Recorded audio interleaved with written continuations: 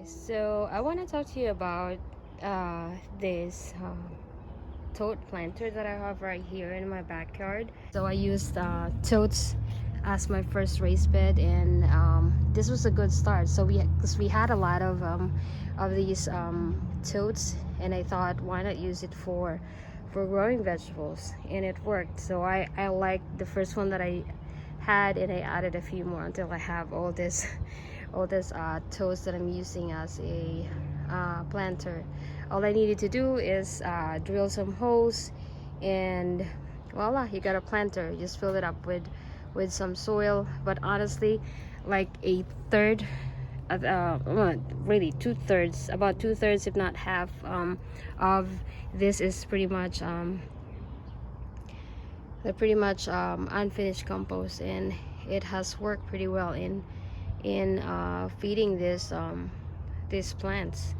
I love this setup, honestly. And if you don't have anything else, you can find something in your house that you can use for growing something. And this is an evidence that, you know, you don't really have to be fancy in order to grow.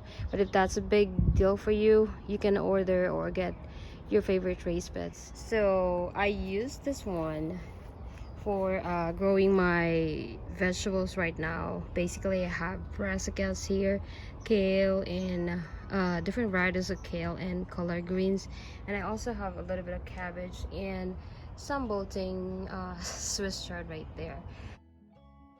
I want to mention that these tote containers are food grade. If you're considering using non-gardening materials such as totes, make sure you check this to make sure that it is safe for growing food. But what I did with this blender is I added some hoops right here, just like this one, using poly hose, and I secure it. If you see, I have a stake right there, and I secure it using this stake. So I also added like another support right here in the middle by adding a stake. I kind of was I mean, it's not a big deal, but I kind of inserted a stake in another poly hose just for aesthetics purposes. I mean, it's not a big deal if you don't want to do that, but I'm a little bit something. So I kind of connected everything just so not everything is gonna be moving too much as the wind blows or something. So I use this one to give it a little bit of support. So I just really tied a piece of string and then tie all of them together, and that has been good enough to serve as a hoop that is able to hold this netting. So I really don't like it so much when it's kind of droopy, so I like using hoops just like this one. Plus, when we had a really cold weather, because here in Maryland zone 7 we get snowed in, so I have used the same setup, but I did add a little bit of support in the middle. So I have used this one to make a hoop and to be able to protect brassicas. So you know how it is in when you're growing brassicas, normally you get a lot of cabbage worms that eats and um, makes the vegetables so unsightly. So just like this one, I'm actually suspecting it's not the cabbage worms work. Of if it is, I don't know what happened to it, but there are other insects that likes brassicas, but one of the nemesis in the garden, especially if you're growing brassicas, is the cabbage worm, and they will really decimate, and you'll find that you're barely gonna get vegetables without any holes. Not that it's a big deal, but if all you're left is basically a skeleton, it's not a good thing. So to be able to control that, I use netting just like this. This is an insect netting that I got off of Amazon, and I'll link it in the description so you could purchase it for yourself. So there are different sizes that you can use, but this is an easy way to protect your brassicas from cabbage worms.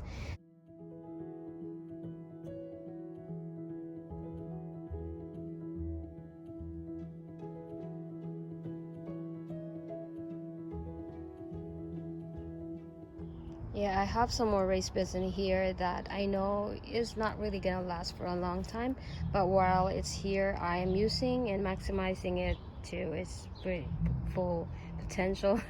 So I have here, I'm gonna be growing other things in here, but I'm gonna talk about it in some other videos. Yeah, so if you are not a big fan of, you know, trying to use something like the tote beds, one of the things that you can use are, you know, the actual raised beds. So this one is the one I would highly recommend, just because of how easy it is to put this together. So if you don't really have the skills, just like me, I don't have the skills to do all this stuff, nor have the tools to make any raised bed. I have these raised beds that are so easy to put together. So this one, this small raised bed, I put it by myself. It's super easy. And this one, I needed some help from my husband because of how tall it was. But for the most part, it didn't last us. It didn't take us that long to put it together. But so yeah, I highly recommend this brand. The brand is called Vigo Garden. It's because it's toxin free, and it is built to last for a long time. That's why I really recommend and really love this raised bed. Yeah, so having said that, you can make a decision for yourself, and if you are not sure yet and you just want to use whatever you have at home, I recommend you doing that, especially if you're not sure if you're gonna really like gardening. But honestly, this time of year and with all the circumstances that we have right now in this world, I would recommend growing your own food. And even if all you got is like tote just like this, or regular containers, buckets and all that stuff, I do a lot of container gardening. I highly recommend growing and trying your own food. You don't even have to try to attempt creating something like this. You know, just try to grow something. That's something I would highly recommend to everybody. Give it a try and learn along the way. Everything doesn't have to be perfect. Just learn it and experience it. Alright folks, so I hope you guys were able to enjoy watching this video, and if you like this video, please give us a thumbs up and subscribe to my channel. See you again soon. Bye bye.